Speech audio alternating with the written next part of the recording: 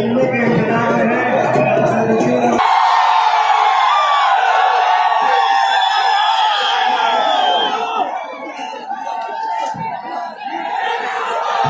बक्सर के आरएलएसपी के प्रत्याशी आरएलएसपी के तमाम जिम्मेदारान जो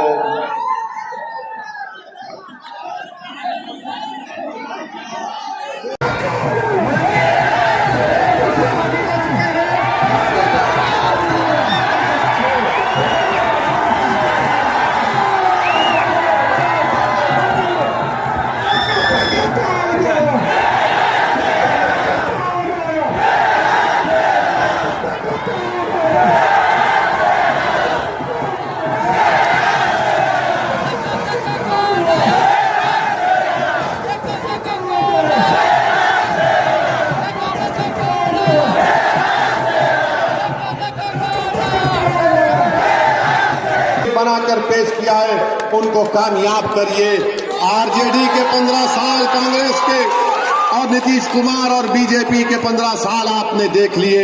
पिछले 5 साल पहले जब विधानसभा के चुनाव हुए थे, उस वक्त मैंने बार बताओ आज का तुमने बिहार की जनता को झूठ नहीं बोला।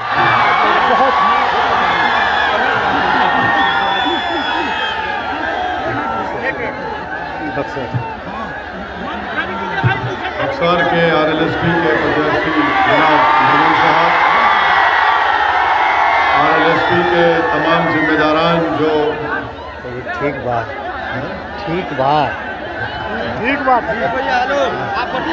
जिम्मेदारान बैठे हैं, एमआईएम पार्टी के तमाम जिम्मेदारान, हम आपसे ये बताने आए हैं, गुजारिश करने आए हैं कि हमारी एमआईएम पार्टी का जनाब उपेंद्र कुशवाहा साहब, देवेंद्र यादव साहब की पार्टी, बहुजन समाज पार्टी, राजभर साहब की पार्टी से हम तमाम ने मिलकर एक सेकुलर डेमोक्रेटिक अलायंस फ्रंट बनाया है। मेरी आप तमाम से गुजारिश है कि 28 तारीख के दिन आप अपना एक वोट जनाब उपेंद्र कुशवाहा साहब के कैंडिडेट जनाब निर्मल साहब सीलिंग फैन पर बटन दबाकर आप बिहार में एक नई तारीख को रकम करिए। 15 साल बिहार की जनता को आपने नीतीश कुमार को मौका दिया और उससे पहले 15 साल आपने आरजेडी और कांग्रेस को मौका दिया। मैं आपसे सिर्फ यही बात बताने आया हूं कि बिहार हर मैदान में पीछे हो चुका है।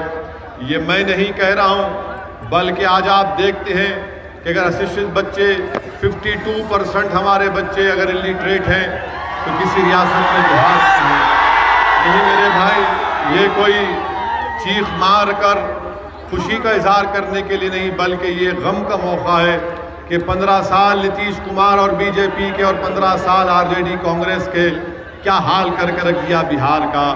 स्कूल है मगर स्कूल में टीचर नहीं है। हम आपसे वादा कर रहे हैं कि यहाँ से निर्मल साहब को और उपेंद्र कुशवाहा साहब की पार्टी को कामयाब करिए। इंशाअल्लाह ताला उन तमाम स्कूलों में टीचर का मुहैया किया जाएगा। आज आप ये जानकर बड़ी तकलीफ होगी कि बिहार में एक डॉक्टर 28,000 पेशेंट का इलाज करता है। बताइए आप, ये कैसे अस्पतालों में गरीब का इलाज मुमकिन होगा।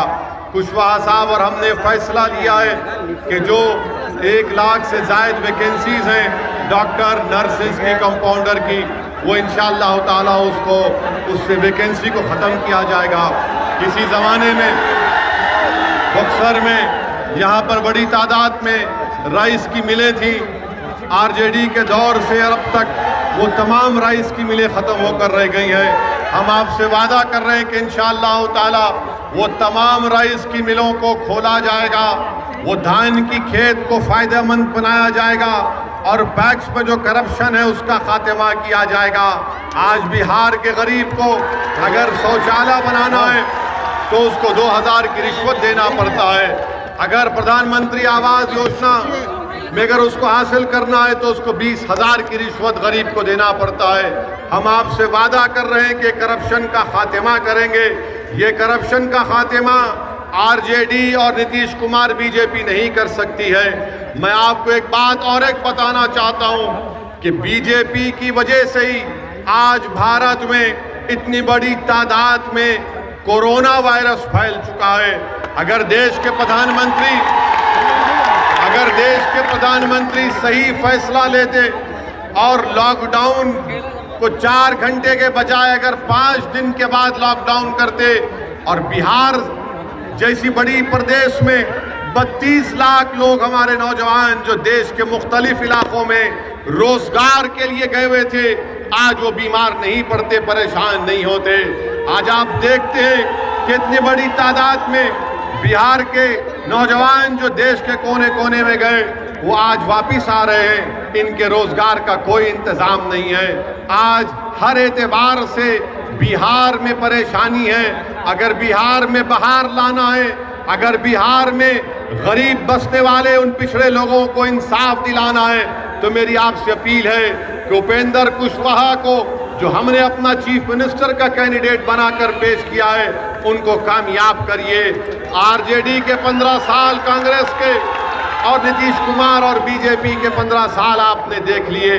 पिछले 5 साल पहले जब विधानसभा के चुनाव हुए थे, उस वक्त मैंने बार बार बिहार की जनता को बताया कि नीतीश कुमार बीजेपी में चले जाएंगे, तो यही कांग्रेस के लोग मुझ पर इल्जाम लगाते थे कि असदुद्दीन ओवैसी वोट कटवा है।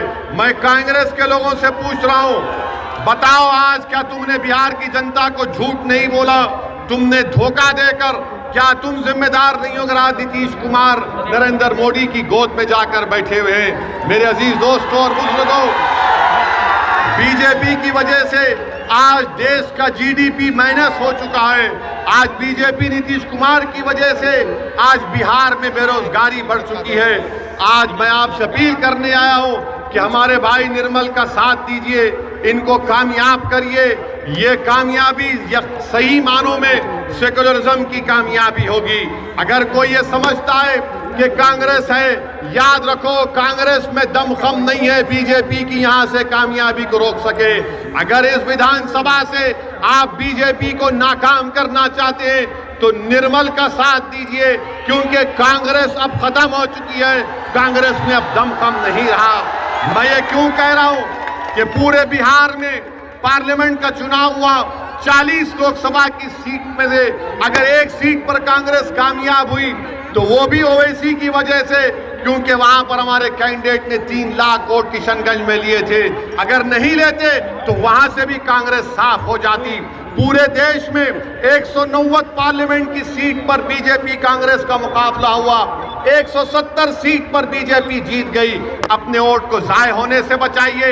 आज इस विधानसभा से ये जो अलायंस बना है, जिसमें तमाम शामिल हैं, MIM है, उपेंद्र कुशवाहा है, देवेंद्र प्रसाद यादव है, बहुजन समाज पार्टी है, जनाब राजभर साहब की पार्टी है, ये सही मानों में बिहार को, बिहार की सोच को रिप्रेजेंट करता है। और आपके दिलों में जो ख्वाब हैं, जो उमंगे हैं, इंशाअल्लाह ताला हम उन तमाम ख्वाबों को पूरा करेंगे। और आपसे वादा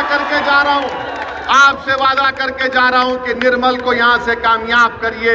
पटना में जो कोई बैठेगा हम उसकी नींद हराम कर देंगे। बक्सर के इस असेंबली चुनाव में यहाँ की तरक्की के लिए, यहाँ के इंसाफ के लिए मैं आपसे इजाजत चाहता हूँ, माफी चाहता हूँ कि ज्यादा देर तक मैं आपके दरमियान में रहकर भड़काऊ भाषण नहीं दे सका।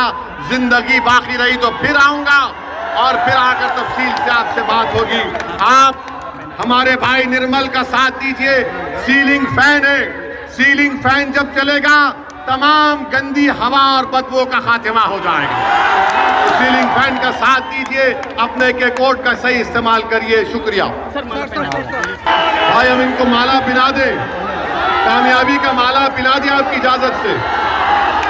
आप पूरा भरोसा दिला रहे हैं, शुक्रिया। चलिए भाई, एक बताना चाहता हूं कि बीजेपी की वजह से ही आज भारत में इतनी बड़ी तादाद में कोरोना वायरस फैल चुका है। अगर देश के प्रधानमंत्री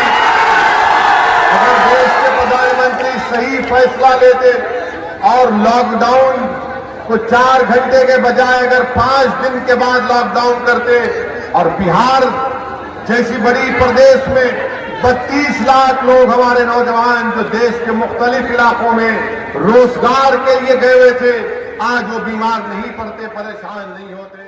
और एक बताना चाहता हूं कि बीजेपी की वजह से ही आज भारत में इतनी बड़ी तादाद में कोरोना वायरस फैल चुका है। अगर देश के प्रधानमंत्री सही फैसला लेते और लॉकडाउन को 4 घंटे के बजाय अगर 5 दिन के बाद लॉकडाउन करते और बिहार जैसी बड़ी प्रदेश में 32 लाख लोग हमारे नौजवान जो देश के मुख्तलिफ इलाकों में रोजगार के लिए गए हुए थे, आज वो बीमार नहीं पड़ते, परेशान नहीं होते।